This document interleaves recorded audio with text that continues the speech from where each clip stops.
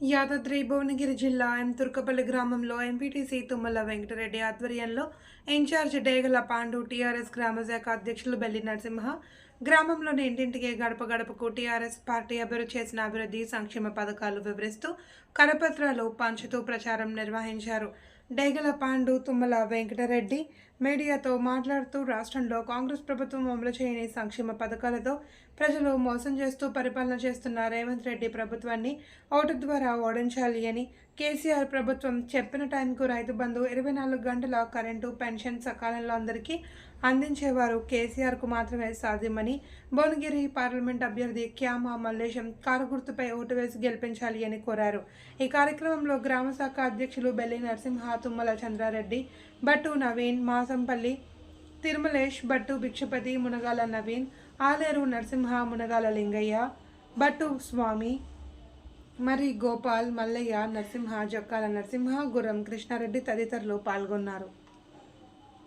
పరిధిలోని వలిగొండ మండలం తుర్కపల్లి గ్రామానికి ఈరోజు ప్రచారంలో భాగంగా రావడం జరిగింది. మరి ఈ టీఆర్ఎస్ అభ్యర్థులందరినీ కార్యకర్తలను గడప గడప తిరుగుతూ ఎంపీ అభ్యర్థిగా నిలబడినటువంటి క్యామ మల్లేష్ గారి కారు గుర్తుకు ఓటేయాలని ప్రతి ఒక్కరిని కోరడం జరిగింది. మరి వారందరూ కూడా మంచి హృదయంతో మేమందరం కూడా ఈసారి కారు గుర్తుకు ఓటేసి క్యామ మల్లేష్ గారిని అత్యధిక మేయర్తో గెలిపిస్తామన్నారు.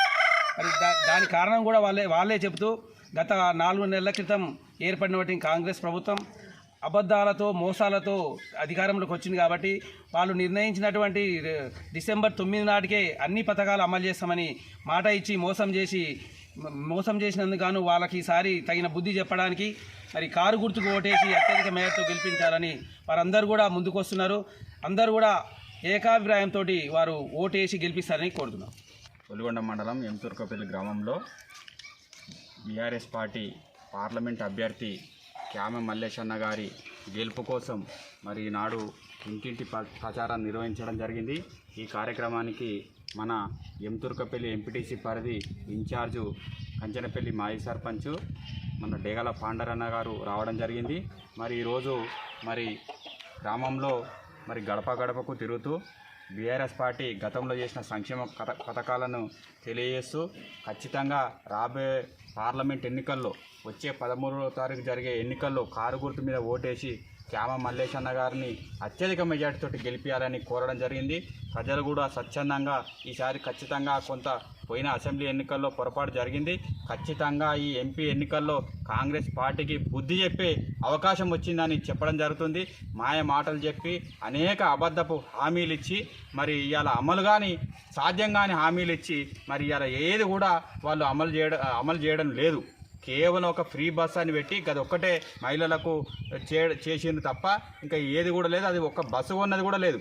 మనం 10,000 ఇస్తే రైతు బంధు 10,000 ఇస్తే వాళ్ళు రైతు భరోసా ద్వారా 15,000 ఇస్తున్నారు. ఇంతవరకు రైతు భరోసా మొదలు పెట్టలేదు. మనం కళ్యాణ లక్ష్మి ద్వారా 1,00,000 రూపాయలు ఇస్తే వాళ్ళు తులం బంగారం ఇస్తున్నారు. ఇంతవరకు తులం బంగారం కాదు కదా, ఒక తులం ఇత్తడి కూడా ఇవ్వలేదు.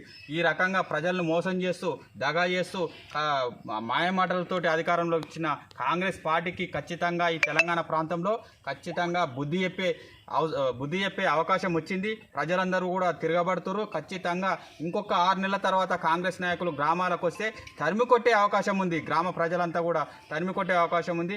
ఖచ్చితంగా హామీలు అమలు చేయని పక్షంలో రైతులకు 500 బోనస్ ఇస్తున్నారు. బోనస్ లేదు, ఏది లేకుండా మాయమాటలు చెప్పుకుంటే ఇప్పుడు 6 నెలలకు దగ్గరకు వచ్చింది.